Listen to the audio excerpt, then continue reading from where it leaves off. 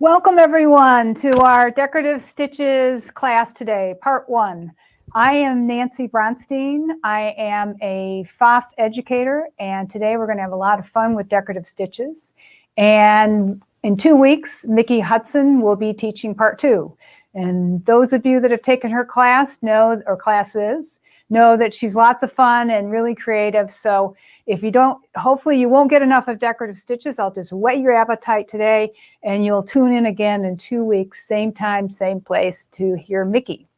So what am I planning on covering today? Well, I love decorative stitches, and I think that a lot of people don't take full advantage of what they have in their machines as far as decorative stitches. So I'm going to go over some of our beautiful exclusive stitches, how to do them. Also, I've had a lot of experience teaching them, so I'm going to show you not only how to do them, but how people generally go wrong and don't get the consistent results that they like to have. So I started sewing 100 years ago, and when I first started to sew, I had a machine, I think, that did straight stitch, front, forward and reverse, and zigzag, and that was it. Then I got my first big girl machine, and I started to have some decorative stitches in my machine. And I had really kind of mixed results with them. And looking back on it, I think there were a few things, or a few ways that I went wrong. One, my needle probably was old, because I would use the needle until it broke, basically. Didn't know any better. And 2, I had a lower level machine, but I think the biggest thing that I was doing wrong is that I wasn't using stabilizer. In general, decorative stitches will look more consistent and flatter and even if you use stabilizer. So I'm going to talk about needles, I'm going to talk about thread, and I'm going to talk about stabilizers before we get into the actual stitches themselves. So needles. On our, I'm going to be using the Pfaff creative icon, and right on our screen, let's see, let's go to this view. On our screen, on the creative icon, it tells us which needle, I thought it told us which needle. Oh, I am wrong. It doesn't tell us which needle. So cancel that idea. For some reason, I was thinking it was on there. At any rate, I'm sure it's in the tutorials. I'll have to look. I'll be really embarrassed if it's not. But for most of my decorative stitches, I use a 90 needle universal. Unless it's a delicate fabric, then I'll go to an 80. Now, if I'm going to use a heavier thread, like a 12 weight, where I really want that thread or that stitch to pop, I will go up to a top stitch needle and probably use 100, size 100, with a 12 weight. Sometimes I use a twin needle because I want to have that twin needle effect. And you can certainly use the twin needle with some decorative stitches. With the, on the creative icon, if you choose a stitch that will not allow you to, or will not work with your twin needle, once you have the twin needle set in your settings on the machine, it will not allow you to pick a decorative stitch that would break your needle. So you don't have to worry about, if this machine says you can do it with a twin needle and you have it set with the proper width of the twin needle, you should be fine. For those of you who don't know, twin needles come in different sizes. Basically, they come in the 80, 90, that sort of thing, but they also come in, it'll say something like 3 or 4 or 1 or 2, and that's the number of millimeters between the two needles. So that's a setting that you have to set before you use the twin needle in your machine, so that the machine will know how to deal with that needle. So that's needles. Now, thread, in general, more often than not, I use Robeson Anton embroidery thread because I like that little bit of extra shine on my decorative stitches.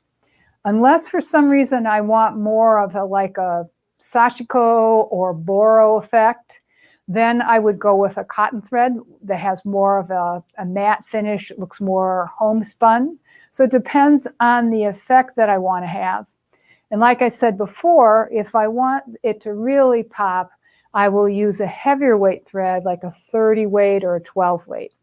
By the way, in case you don't know about thread, the lower the number, the thicker the thread.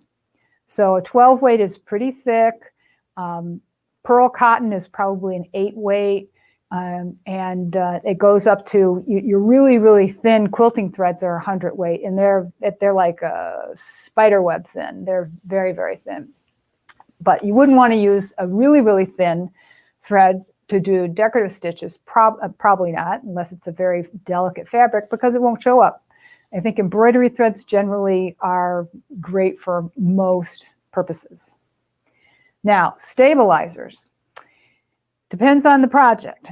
If it's going to be something where you're going to see the back, like say you want to make a very decorative buttonhole that has little flowers coming out the ends of the buttonhole, you're going to see the back of that. So you would want to use a water-soluble stabilizer like Aqua Magic.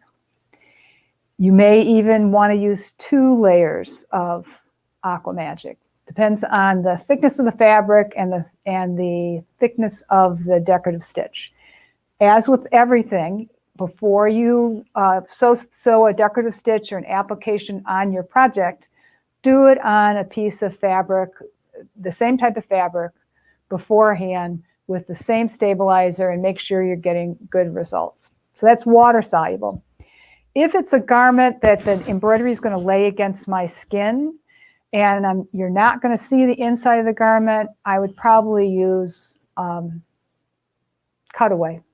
Cutaway, as you launder, helps to keep the stitches intact and also gets a bit softer. If it's something like home deck, like it's going to be on a pillow, you're not going to see the inside, the little bits that you can't pull away of the stabilizer, I would use tearaway because it's just the easiest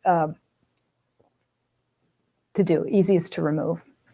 So that's thread, needles, stabilizer. So just to give you some ideas, I'm going to intersperse my samples in between talking about different things so you can get an idea of ways to use stitches.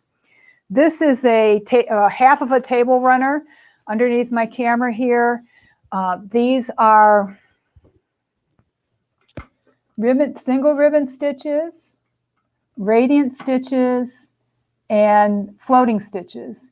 And you can see how it can add a lot to your project, even in quilting. I mean, I use these decorative stitches in quilting a lot. And you can even quilt with some of them using these floating stitches to construct your piece of your blocks can be a really nice decorative element, and it's a lot of fun. So that's one sample. And then I was going to show you actually the shirt I'm wearing. With ready to wear, you can add your decorative stitches to give it a lot of pop. This is just a plain linen tunic, and I added the decorative stitches at the bottom and even made lace in embroidery. So it's not just your projects that you start from scratch. Having all these decorative stitches can be great to add to any things you buy at the store to make it your own. Okay, so first stitch I'm going to show is the single ribbon stitch. And a lot of you have probably already done these, but I want to go over it for those who haven't and show them where they typically go wrong right out the gate so they can have better results, consistent results, and have fun with them. So first of all, let's go to this camera. Like I said, I'm on the Creative Icon. And the great thing about the Creative Icon is that we have this Help Center, which has, if you have the icon, you have tutorials on all of these stitches that I'm going to show you for the most part. You have a tutorial on the single ribbon stitch. And when you open it up, it tells you everything that you need. And there are videos that will walk you step by step on how to do that particular stitch. Tells you, draw a line. It's going to tell you show you that you need stabilizer and show you what foot and so on. So it is an immense resource. So after today, if you forget what I told you, you can just pop open the tutorial and it'll walk you through how to do it. But I'm going to show you how to do it now. But another thing that I think was really clever of the developers when they set up these tutorials, so when you open up the tutorial and you've watched it, you decide you know what you want to do, if you touch the content button, it will show you all of the single ribbon stitches. So you don't have to go hunting for them. You can just load them right from that screen. Now I'm going to minimize it by touching the minus sign in the upper right-hand corner. And this is my favorite. It's got these little guys hanging off the ends of the ribbon. And it tells me I need the 2A foot, and that symbol means that I should use stabilizer. Now, the other thing to point out, hopefully you can see it on your screen. Not sure if you can, but there's a green crosshair. That's where my needle is going to start. And then there are these dashed lines. One that goes this way, then the next goes the other way. So it goes to the right, then to the left, then to the right. Those dashed lines are where your ribbon is going to be. So if you forget, if you put the ribbon from left to right or right to left to start out, look at the stitch on the screen and it will show you that you're going to start with the ribbon from left to right. So now I'm going to switch to my needle here and show you how to go about doing this. So I've got the 2A foot on. I've got a piece of white fabric and stabilizer underneath and my ribbon. Now, very first thing you're going to do is put your needle down by pushing the needle down button. And with these ribbon stitches, right out the gate, the first thing you have to know is that these are programmed stitches, which means that it's designed to stitch a little bit and then stop. And that stop is for you to place your ribbon. So you place your ribbon, then you hit the start button and you stitch a little bit and it stops and you move your ribbon. Don't use the foot control, because if you use the foot control, you could stop before you really should, and you'll get out of sequence and you'll mess up. It just won't be what you want. So use the stop, start button. I would suggest that when you first start to do these stitches that you turn down the speed on your machine. That way you'll feel like you have more control and you'll be more comfortable. And then as you get good at it, you can turn the speed up. So if this were a project, I'd probably put some sort of line on here to keep me on the straight and narrow, but this is just a demo, so I'm just going to sew. Now, if you have your machine set up to tie off in the beginning, the first thing that's going to happen when you hit the start stop button is it's going to tie off. It's going to do something like that, like bang, bang, bang. Now, that's not the first set of stitches for this ribbon stitch. It's just tying off. And I don't want you to get confused, because if you don't have your machine set to tie off, then the first set of stitches will do this. It's actually moving and doing a little design, like it's making my little guy there. And that's what you want to do. The very first thing, before you don't put any ribbon on, is you put your needle down and you're going to touch the start stop button to do the first part of the design. Don't put the ribbon down until you have the first part of the design done. If, like I said in the beginning, if you have the tie off set to tie off in the beginning, then don't get confused, because if it goes in one place like bang, bang, bang, that means it's tying off. You still have to touch the start stop button again to do a little bit of the design. If I were to lift this foot up, you'd see I've got the little guy under there. So now I'm going to place my ribbon. And again, as I said before, if I get the right camera on my screen here, it's showing me the first part of the ribbon goes from left to right. So I'm going to put my ribbon down at about a 45-degree angle. And what I do is I spread my fingers apart like that, so I'm holding it right up against the side of the needle. And then I can just hit the start-stop button, or I could put my foot down first if I feel more comfortable with that. And what I'm going to do is I'm going to hit the start-stop button, and as soon as it tacks down this ribbon, I can let go, but I want to hold on to it until that ribbon is tacked down.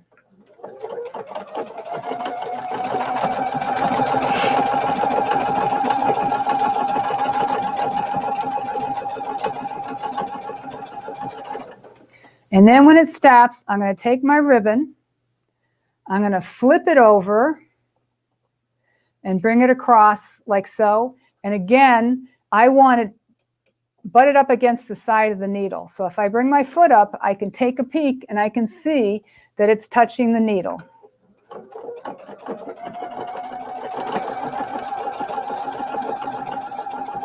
So I'm going to do a couple quickly, and then I'm going to show you how most people go wrong.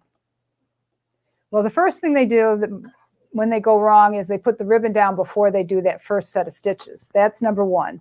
But let's get a couple of good ones in here, and then I'll show you the second most common mistake.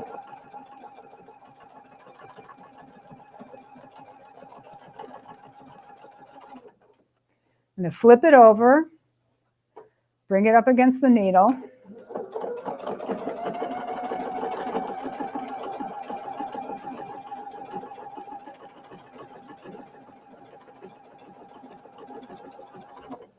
And again, I'm going to flip it over. And by the way, I do hold it in place until it tacks down.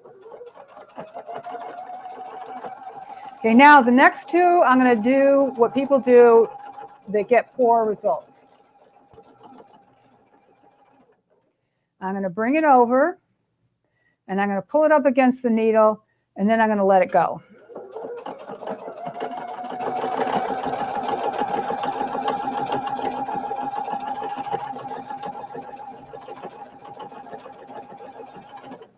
I'm going to pull it over, bring it up against the needle, and then let it go.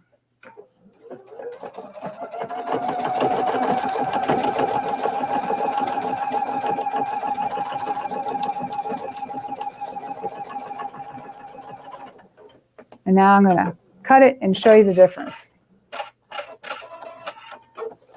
So if you look at these top three, you can see how cute that little guy is. Whoops, not really good on the, let's get on the camera where you can see well. Let's see where the light is best. Maybe here. So you can see how that little guy looks really good. And then the bottom two, where I didn't keep the ribbon in place, you're starting to see the connecting threads. You don't want to see the connecting threads between the little guy. You want it to look like the little guy is just sitting on the edge of those areas where the ribbon was turned.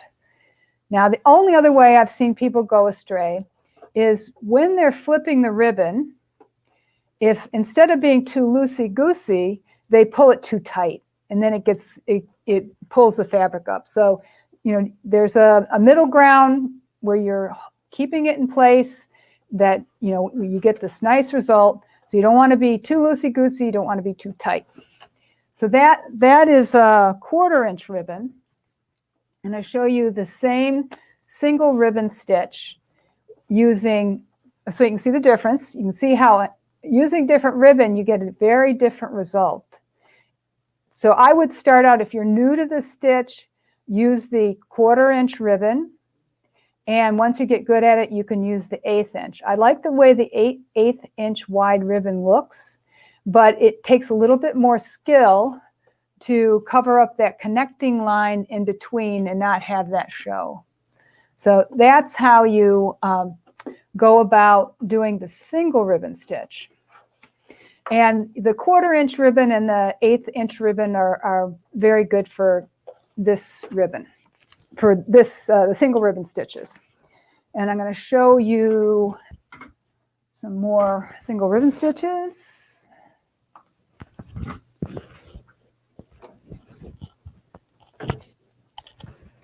So these are a bunch of different single ribbon stitches that I've done. And what I used here is silk ribbon. If you use silk ribbon, it lays flatter. It's a little bit more expensive, but you can use the usual, the sort of inexpensive satin ribbon that you get at the store. Whatever fits your project. And you can even use this specialty ribbon, I don't even know if you call it, it's more like trim. I'm going to show you something that's fun for the holidays that you can use for this stitch. If I can get it started here.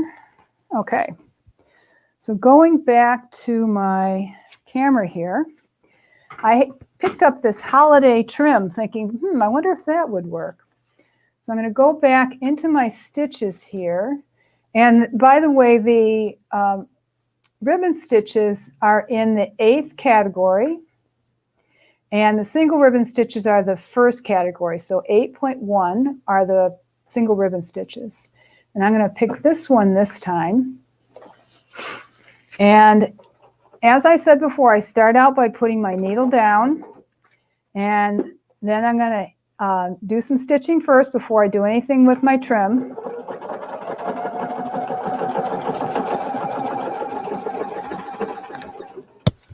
And I'm going to put this in left to right, just like I did with the ribbon, and hold it.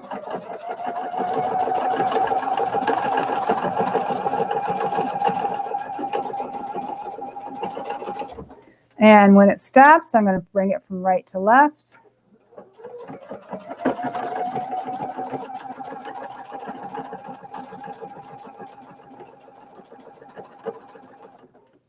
And then flip it and bring it the other way.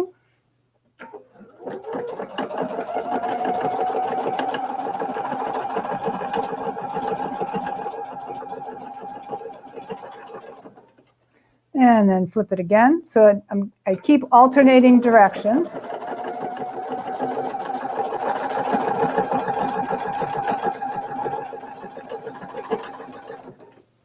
And cut it, and you can see how it looks very festive. So I like that effect. So you could make a Christmas tree with the bulbs and make use of this trim for the holidays. So that's an idea for that. Now I'm going to show you double ribbon, which is a little of the different. There's 3 different types of ribbon stitches. There's single ribbon, there's double ribbon, and there's triple ribbon. I'd say the double ribbon is probably maybe the hardest. Good to start with definitely the single ribbon stitches. And I don't know if you'll find that the triple is easier. I thought it was, but I'm going to show you what the double ribbon stitches look like.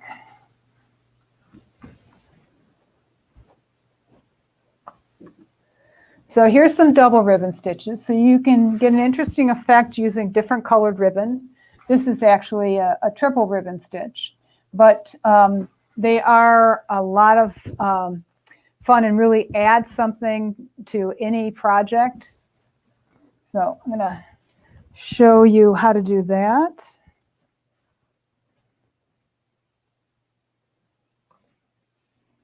Go back to my needle here.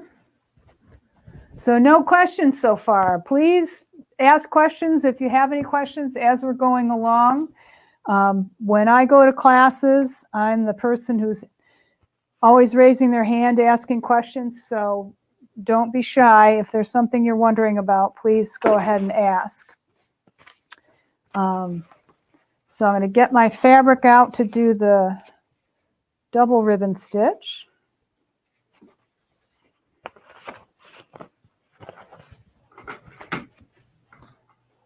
So again, I'm going to go into my menu here,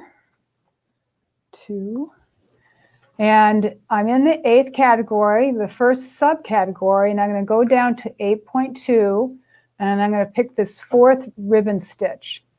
Now, if you're wondering when you go from one type of stitch to another, what size ribbon you should use you can always use your question mark and then touch the ribbon stitch, and it will tell you what size, oops, yeah, you can see that. It'll tell you what size ribbon to use and also give you some instructions right there. But there is, inside the Help Center, there's a whole video. But if at the last minute, if you're wondering if your ribbon size is correct, just use the question mark and then touch the stitch. So this one's a little different in that I've already misplaced my pointer. Oh, here it is. So you may or may not be able to see it, but I've got the green crosshair that shows me where my needle goes down, and then there's these dashes. Now, the last one we did with the single ribbon stitches, the dashes went from left to right in the beginning. With your double ribbon stitches, they're going from right to left. So you have to be aware that you're going to go in a different direction. So I'm going to put my needle down first. And just like with the single ribbon stitches, you need to do a little bit of stitching first before you put your ribbon down. So I'm going to hit the Start Stop button. And when it stops, I'm going to grab my ribbon. And as the picture shows, I'm going to go back to my needle. As the picture shows, I'm going to put my ribbon from left to right. And it's a little more awkward to hold it with my fingers like this because I then have to use my left hand to touch the Start Stop button. But I do want to hold it in place until it stitches down a little bit.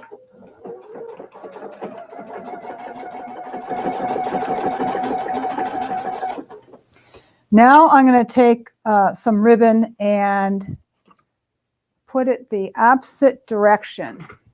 So it has to go from left to right. And I'm going to hold it with my fingers like this, split, because I don't want it to move till it gets stitched down. Now, with the very first ribbon, it gets stitched down once, and then you go to the second ribbon. But from now on, each time we flip the ribbon, it gets stitched down twice. So here's once, we flip it over, and I'm going to hold it up against the needle.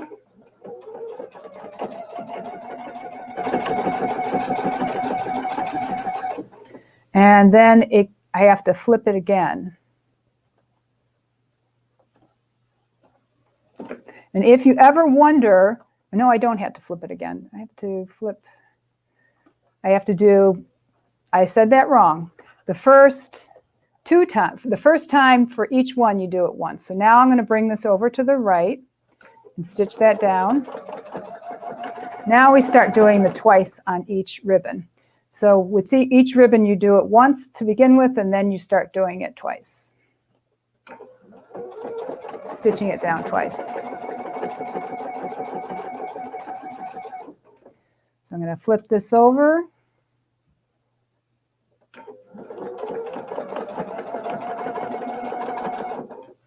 Once and then twice. And the same thing holds, that you want to make sure that the ribbon is butting up against the needle. Bring this over. And if you're ever wondering, like I said before, you can always bring the needle up and bring the foot up and take a look and make sure that that ribbon is butting up against the needle on the side. Now I'm going to cut it. And you see it makes really nice braid. And if you are using more narrow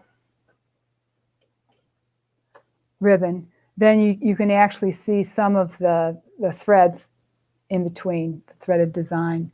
So I think that the double ribbon stitches actually look better with, an eighth, or this might actually be a little bit bigger than a 1/4 inch, a little bit narrower ribbon. But I think that looks good as well. So they really add a lot to your projects. They definitely stand out. And I think I will show you the triple ribbon stitch a little later if we have time. And so we can move on to other things.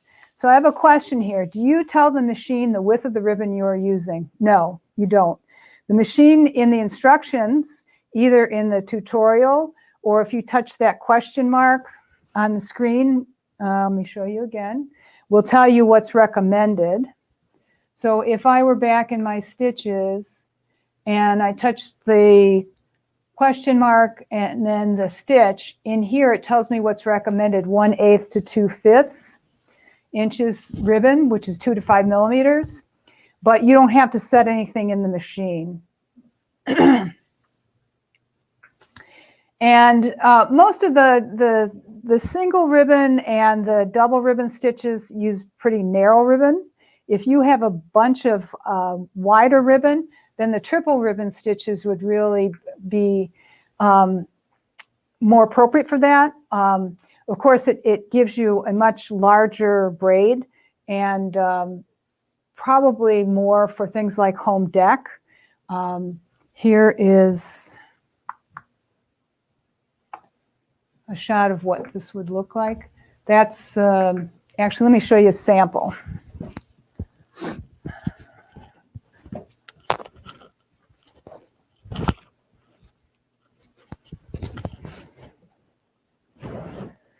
So on this pillow, I've got single ribbon stitches, and then I did a triple ribbon stitch next to it.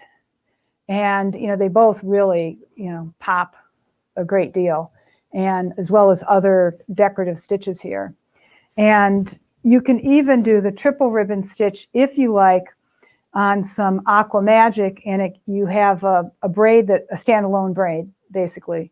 I could take this and put some elastic on the ends and make it into a little girl's headband, or I could hot glue this to something else that I'm not sewing. I could, of course, sew it down to something, but if you're going to sew it onto something, you'd want to sew it on while you're creating it. This was created to be freestanding because for an application where I wouldn't be sewing it onto something. So, you know, this would be more for, you know, some other sort of project where you want the braided ribbon effect, but you can't sew it on there for some reason. Okay, another question. Have Pfaff Creative Vision, can some of the stitches on this machine be used for ribbon? Okay, I believe that you have single ribbon stitches, but don't quote me. I can't remember if it's the Creative Vision or the Quilt Expression. You would have to look it up in your manual. If you, for some reason, don't have your manual, it is available online. Or if you just go to pfaff.com and look up your machine, there's a link towards the bottom of the page that is it shows you all your stitches. So I apologize that I don't know off the top of my head.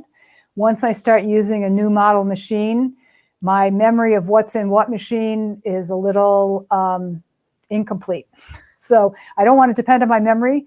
Just, you know, check online or check in your manual. Of course, just, you know, check in your machine too as well.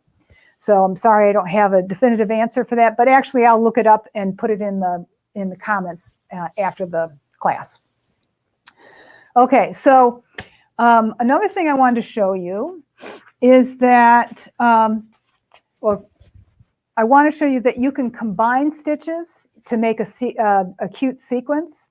So there is a, down at the bottom of the screen,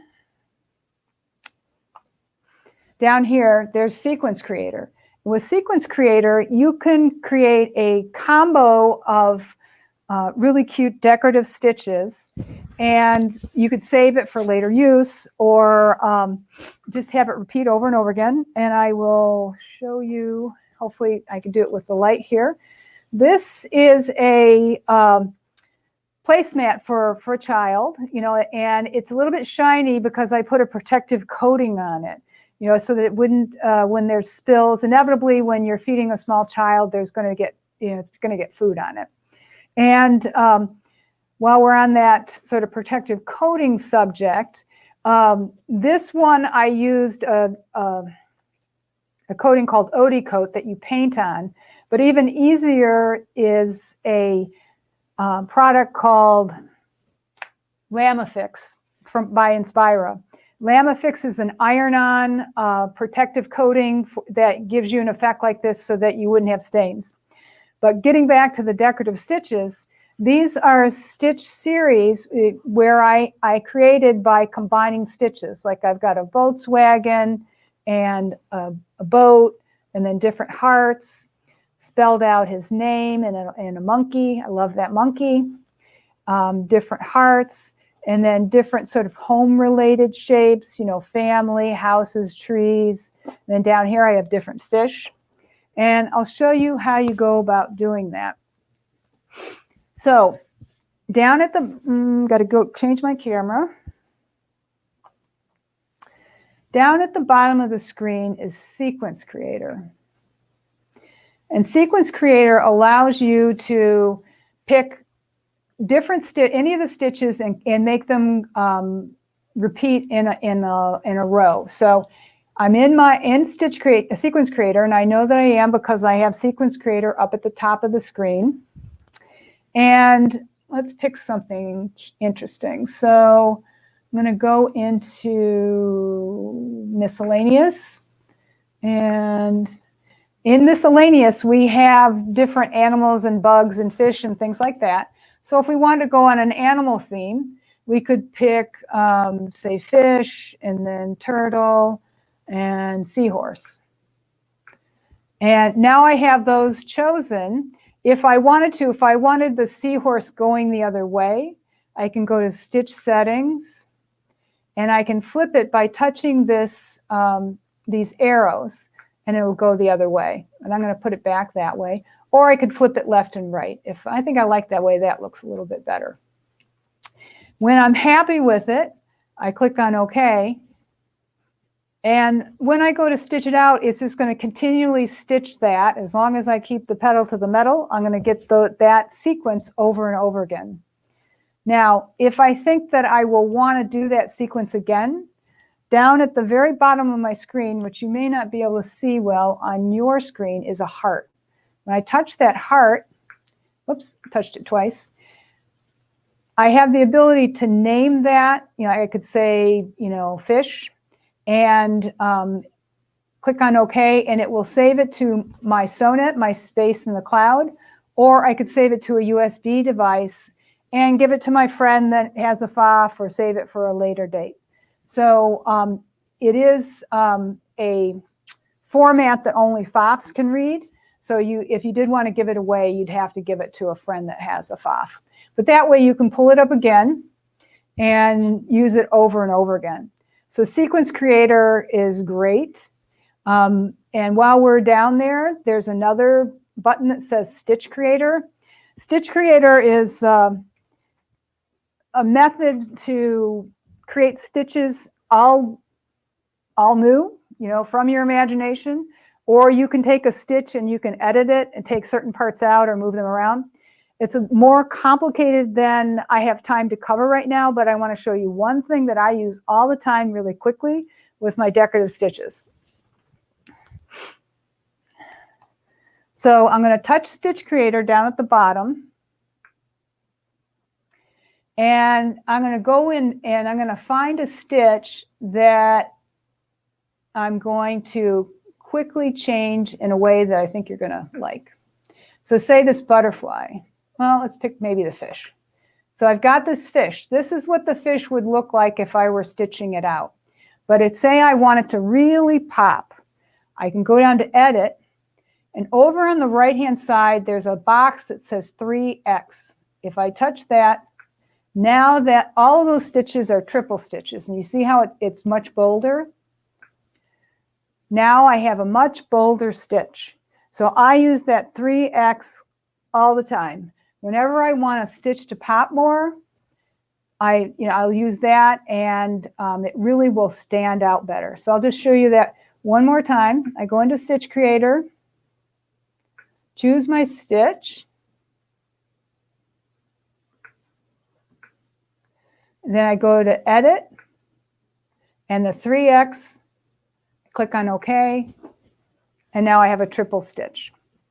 So it is a really great feature. Stitch Creator is a lot more powerful than that, but there's many other things about decorative stitches that I want to show you.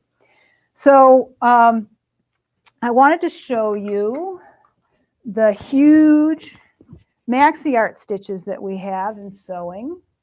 And change my camera here.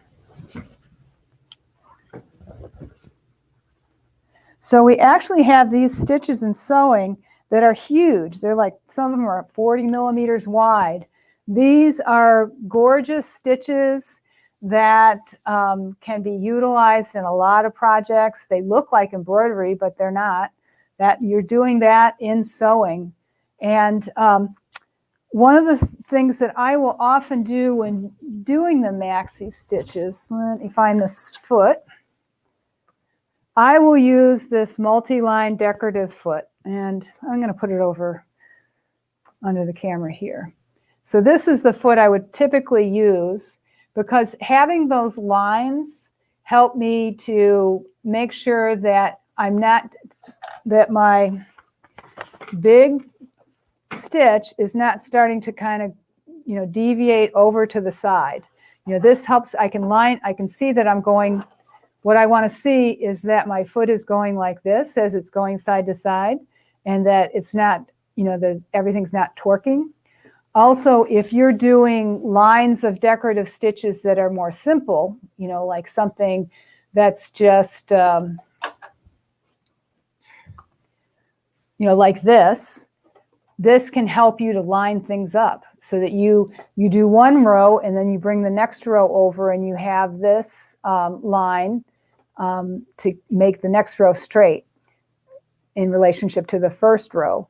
Each of these are a 1/4 inch apart, so you can have stitches a 1/4 inch apart, a 1/2 inch apart, or 3/4 of an inch apart.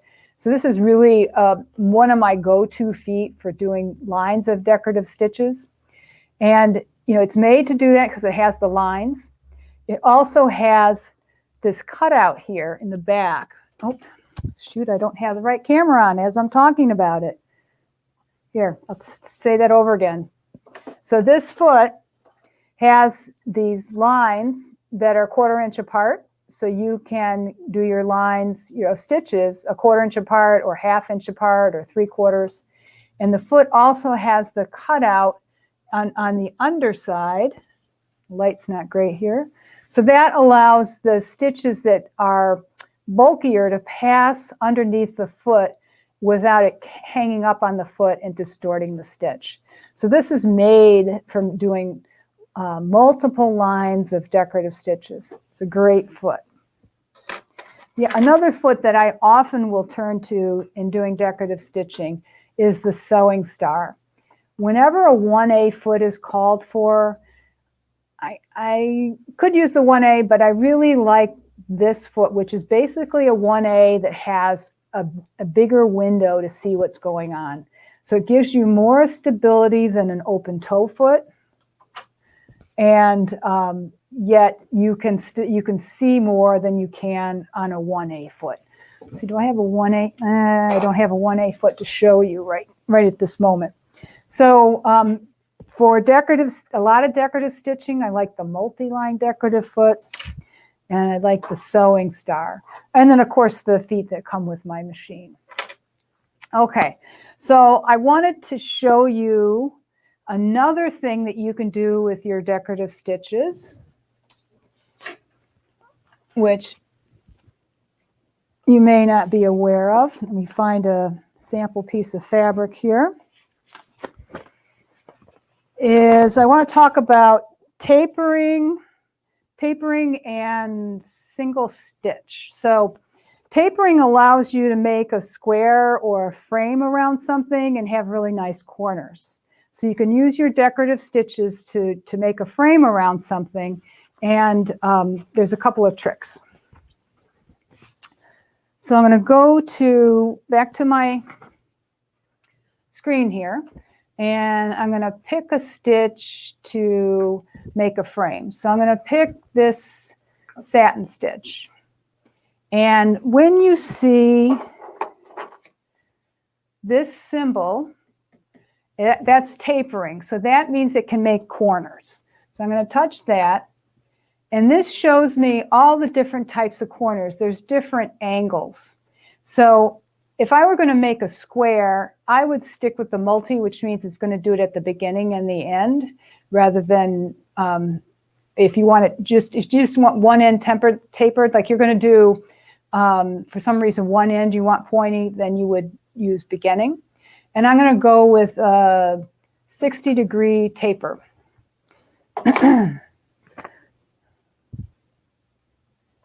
Now, to do this, I'm going to again start with my needle down, and I'm going to slow my machine down a little bit, and I'm going to start stitching.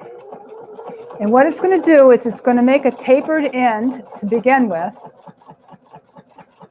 and it's going to stitch along and stitch along.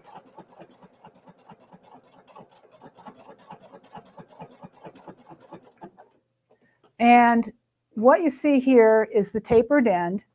And one stitch is actually from this point, or what it considers one stitch, is from the beginning to this point here. Then it's going to do another stitch that's kind of C-shaped, and another one, and another one. So when you're going to make a box, you may not know how many of these C-shaped stitches that you want to do, but if you don't, then you kind of eyeball it. And the way to control it is, as soon as you start to see that you want to turn a corner, you're going to touch the reverse button, and it will create a taper. But it won't do it automatically. It will finish that stitch, which means that if you're right here, it's going to go over to here and taper. So if I wanted to taper within this stitch, I'd have to hit the reverse button before this stitch finishes. But I'm going to do a couple more here.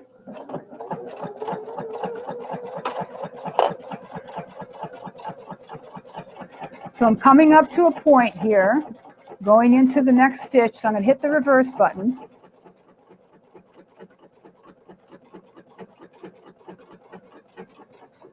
And it's going to create that taper, and it's going to stop. Now I want to turn it 90 degrees, and I'm going to hit, when I hit the start-stop button, it's going to create a tapered corner for me to come forward.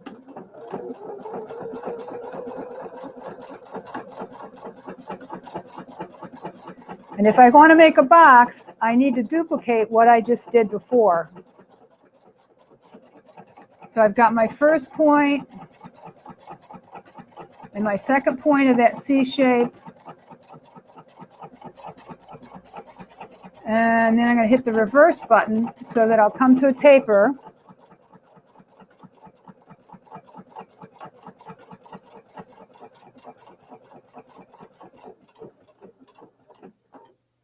And now I can turn the corner. And I'm going to duplicate the same thing and turn the speed up.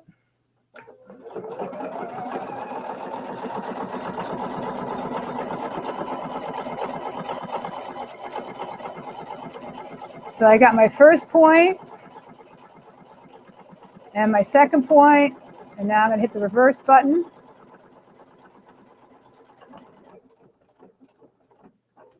And now I'm going to turn 90 degrees so I can make a box, and it's going to taper and then meet the other side.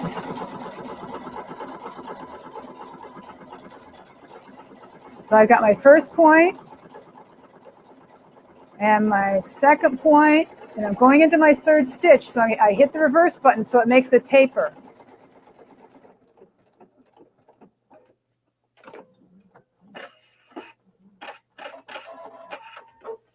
So that's one way to make a box or a frame. Now we have this other function that makes it even easier if you know, for instance, that you wanted to do a box that had 3 stitches. Is 3 stitches wide, 1, 2, 3. Then what you would do, and it would make it a lot easier, is go over here. In this screen where we started out, we're going to go down to Stitch Repeat. We're going to touch Single Stitch Program, and if we want 3 stitches, we touch the plus sign till you have 3. And what it's going to do is it's going to do that one side all the way down and then stop for you to pivot, and you can pivot. It just does it automatically. You don't have to watch and count the stitches. So I'll show you what I mean. Put my needle down, start stitching.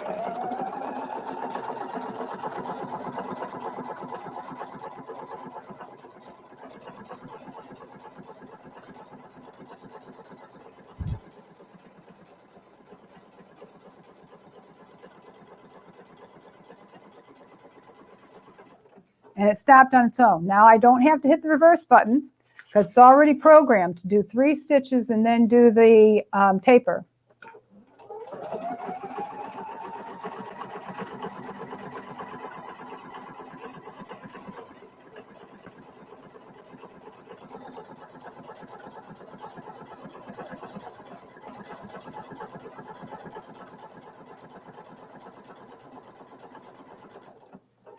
And so I didn't have to touch the reverse button again. I just turn it 90 degrees.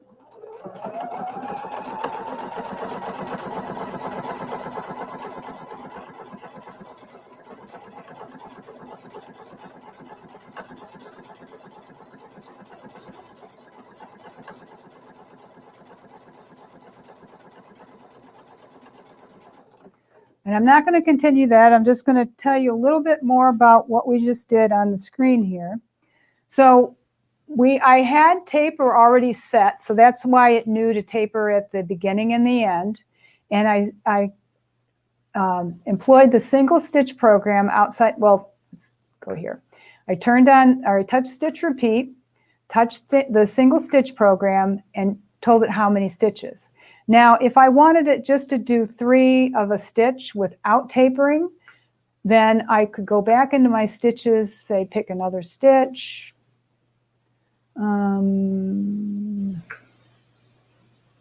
Something like that. And I could go to stitch repeat, and I want to do 3 of those. And what it'll do is it will stitch out those 3 stitches and then stop. So you can make a series of stitches and save them if you want. And if you had, say, a project where you're going to have that particular motif over and over again, you could save it and not have to repeat it. So it's a really nice function. Okay, so time for another sample here. So especially for those of you that don't have embroidery machines, having the ability to do these decorative stitches really enhances your creativity. This is a wall hanging that I use the circular attachment, which is an attachment you can get to use in sewing to do things like this, to make circular stitches in a circular fashion. And it doesn't have to be a straight stitch. You could use these decorative stitches as I did. You can make applique, you can make reverse applique. And using all those stitches really adds something that I think, straight stitch really wouldn't do it justice, or just using a satin stitch, for instance. And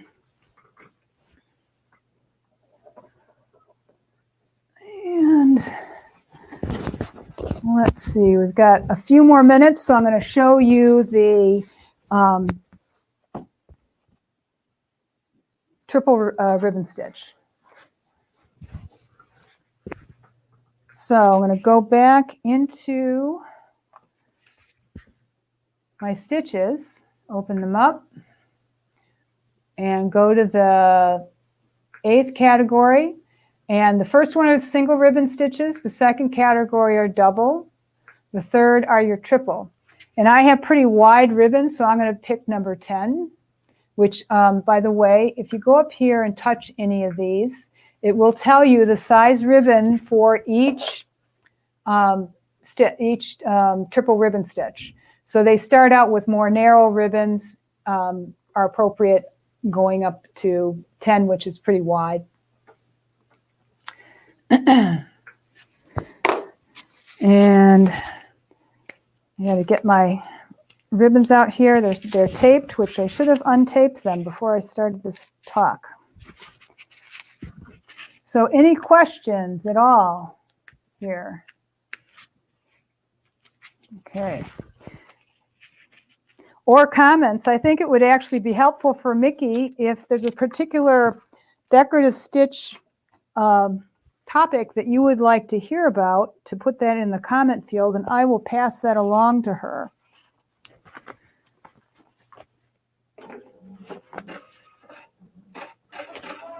So looking at this stitch, you see the green crosshair, I do again, and the dashed lines are going from right to left. So I know that I need to put my first ribbon has to go from right to left. So first thing I do is put my needle down and hit the start-stop button. And then go from right to left. And again, I'm going to hold this with my fingers. And now I'm going to put my second ribbon down, but I'm only going to do a little bit, so I'm going to clip these. If I were doing a big long braid, I would not clip it, of course, but then you have to be sure, you have to sort of work with it so that you don't make this loose braid hanging off the side of your sewing machine as you're doing the braid on the fabric. Okay, so the first one went right to left. That means the second one is going to go left to right.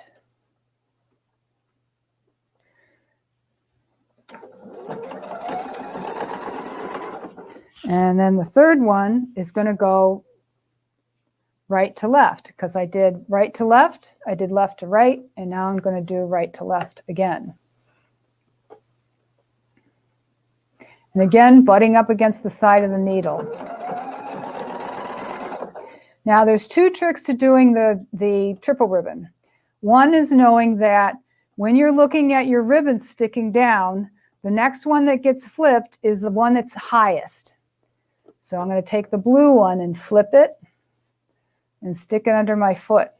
Now the second thing to remember is that when this comes over, the needle comes over and stitches, you don't want it to stitch into the side of the next ribbon, because it will could kind of throw off the braid. So just make sure that's kind of out of the way. So now with these three ribbons, the green is highest, so I'm going to bring the green over. And I'm going to make sure the blue is out of the way when I press the start button so it doesn't get any stitches in it. And again, the one that's highest is this one here, so I'm going to bring that over. Now, another thing to know with braids, with the triple ribbon stitch, is that if you get off on the wrong foot, I would just cut your thread, cut your losses, and start over again, because it's very hard if you start out on the wrong foot to correct it. That's my experience. So if you find that it just from the get-go doesn't look right, start over. So it makes that really nice braid. I mean, just imagine that on the side of a pillow or something like that. Oh, I want to show you another sample. We've got 2 minutes.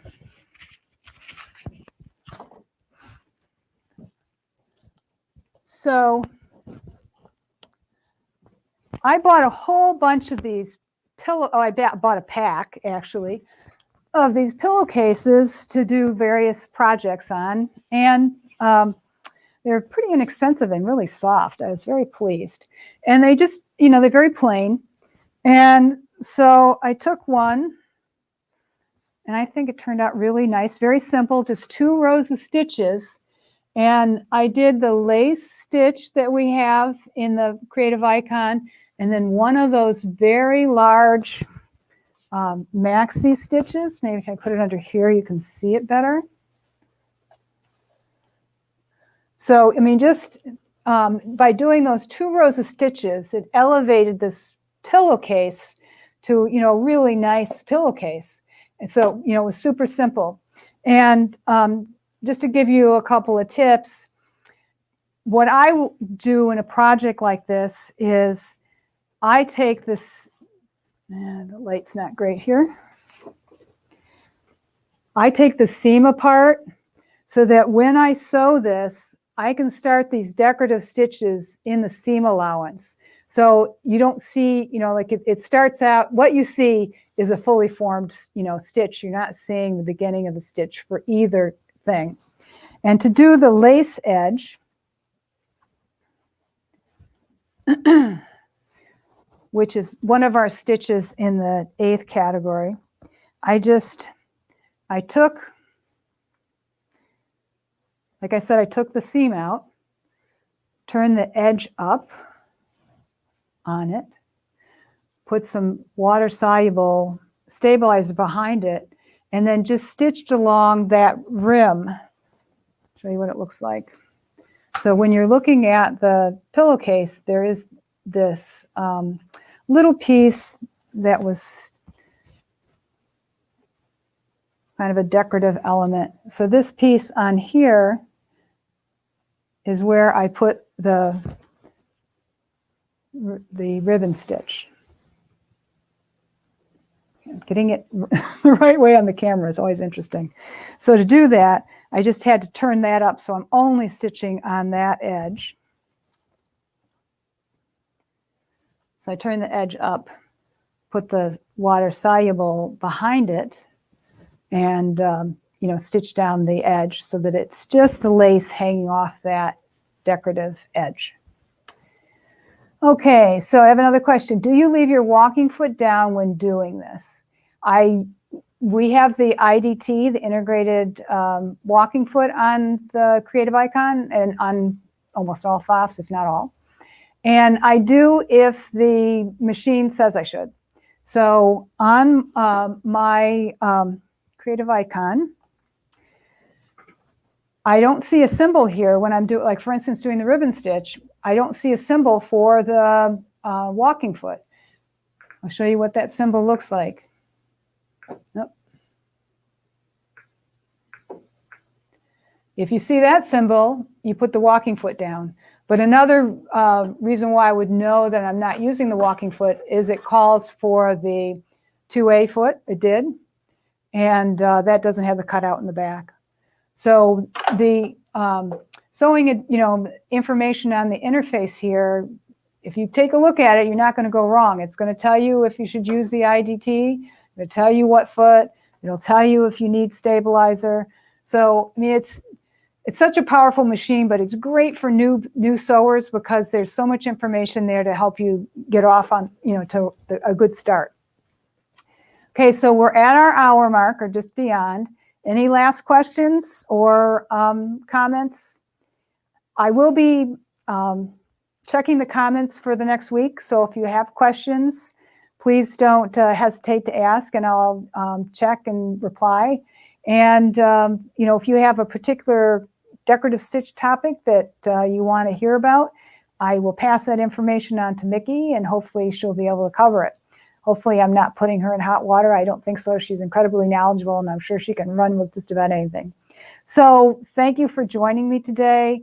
It's been a pleasure. I was able to cover maybe 10% of what I would like to with decorative stitches. They just, they're incredibly fun, and especially if you don't have a embroidery machine, or even if you do, because for those of you that have an embroidery machine, do you know that you can bring your decorative stitches into embroidery and make shapes with Shape Creator?